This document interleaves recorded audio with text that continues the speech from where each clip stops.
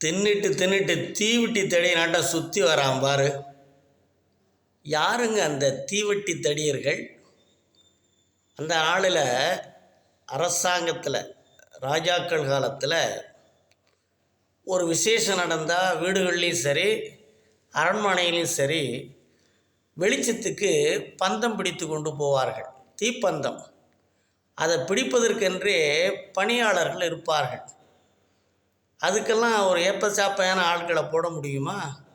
அந்த தீவெட்டி என்பது மிக கனமான ஒரு மரத்தாலான தடி.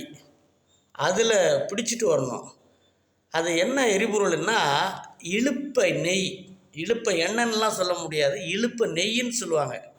அதிலலாம் அந்த காலத்தில் பலகாரம் செய்தார்கள். அவ்வளோ நல்லா இருக்கும். அதெல்லாம் இப்போ இல்லை.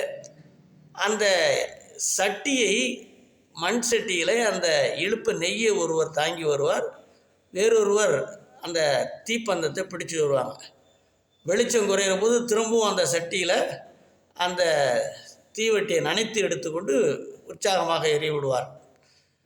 இதை பிடிப்பதற்கென்றே பக்கத்திற்கு 10 பேராக வருவாங்க. வெளிச்சம் வேணும் இல்லை?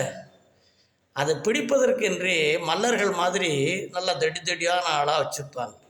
கை வலிக்கும், சாதாரண வேலை இல்லை அது. அதனால தான் அவர்களை தீவெட்டி தடியர்கள். அது மாதிரி பின்னாளில் சாப்பிட்டு சாப்பிட்டு சும்மா சுற்றி வரவங்கள தீவெட்டி தடியர்கள்னு சொல்கிறது உண்டு.